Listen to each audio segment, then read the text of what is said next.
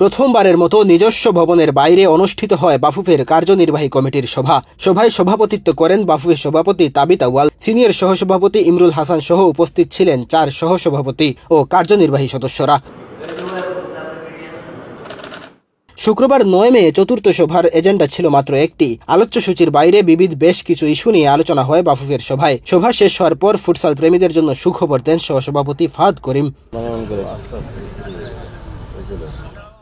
আনুষ্ঠানিকভাবে ফুটসাল যুগে প্রবেশ করতে যাচ্ছে বাংলাদেশ। আগামী সেপ্টেম্বরে এএফসি ফুটসাল বাছাইয়ে অংশ নেওয়ার সিদ্ধান্ত গ্রহণ করা হয় সভায়। এএফসি থেকে জিজ্ঞেস করা হয়েছে অফিসিয়ালি যে আমরা এটাতে পার্টিসিপেট করতে চাই কি চাই না।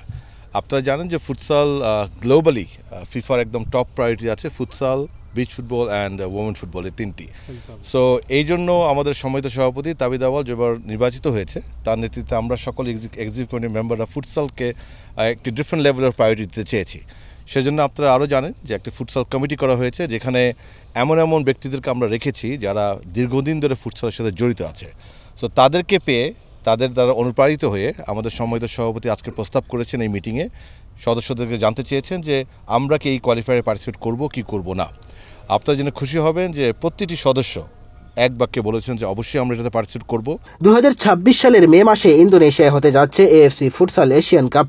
আগের 17 আসরের কোনোটিতেই অংশ নেয়নি বাংলাদেশ, এমনকি বাছাই পর্বেও ছিল না প্রতিনিধিত্ব। বাছাই পর্ব উতরে মূল পর্বে খেলার লক্ষ্য বাফুফের। আরেকটা ফুটবলে তাবিত আউয়ালের নেতৃত্বে একটা মাইলফলক হচ্ছে, বিকজ প্রথমবারের মতো এএফসি কোয়ালিফায়ার্স ফুটসালে ইনশাল্লাহ আমাদের লাল সবুজ জার্সি খেলবে এবং বাংলাদেশ খেলবে। এই সিদ্ধান্ত সর্বকুলে নেওয়া হয়েছে এবং সকলে একমত পোষণ করেছে।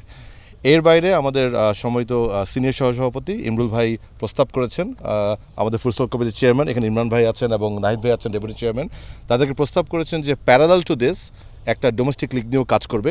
ফুটসালকে সারা দেশে জনপ্রিয় করতে এবারে প্রথম গঠন করা হয়েছে আলাদা সাব কমিটি। কার্যনির্বাহী সভার পর প্রথম বৈঠক করে এই কমিটি। এতে সভাপতিত্ব করেন ফুটসাল কমিটির চেয়ারম্যান ইমরানুর রহমান। ফুটসালের জনপ্রিয়তা পুরো বিশ্বে। বাংলাদেশে আনুষ্ঠানিক কোনো টুর্নামেন্ট না হলেও বিভিন্ন কর্পোরেট হাউস এবং বিশ্ববিদ্যালয়ে আয়োজিত হয় ফুটসাল প্রতিযোগিতা। সবকিছুকে এক ছাতার নিচে আনতে সিদ্ধান্ত নেওয়া হয় ফুটসাল কমিটির প্রথম সভায়। ক্যাম্পটা হচ্ছে কি আমরা এই মুহূর্তে যেহেতু সেপ্টেম্বরে আমাদের ইভেন্টটা হচ্ছে, আজকে আমরা বোর্ডের সিদ্ধান্ত নিয়ে বাফুফের অ্যাপ্রুভাল নিয়ে আমরা খুব শীঘ্রই একটা ক্যাম্পে কিছু প্লেয়ারদের ডেকে ট্রায়াল নিয়ে দেখবো যে কারা সুইটেবল আমরা মনে করি to at least represent the flag. So সেটাই হচ্ছে আমাদের লক্ষ্য। যারা প্যাশন নিয়ে ডেডিকেশন নিয়ে আমাদের দেশের হয়ে খেলবে তাদেরকে নিয়ে আপাতত আমরা এই কোয়ালিফায়ারটা যাওয়ার চেষ্টা করব।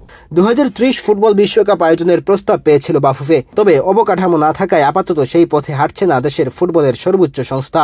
এদিকে 2026 সালে এএফসি ফুটসাল টুর্নামেন্টের আয়োজন হলেও বাছাই পর্ব শুরু হবে আগামী 16 থেকে 24 সেপ্টেম্বর। ফলে অল্প সময়ের মধ্যেই ক্যাম্প ডেকে দল গঠন করতে হবে বাফুফেকে। তারপর প্রথমবারের মতো এশিয়ান শ্রেষ্ঠত্বের এই লড়াইয়ে অংশ নেওয়ার প্রস্তুতি নেবে বাংলাদেশ। মেহেদী হাসান তালহা, বাংলাদেশ প্রতিদিন।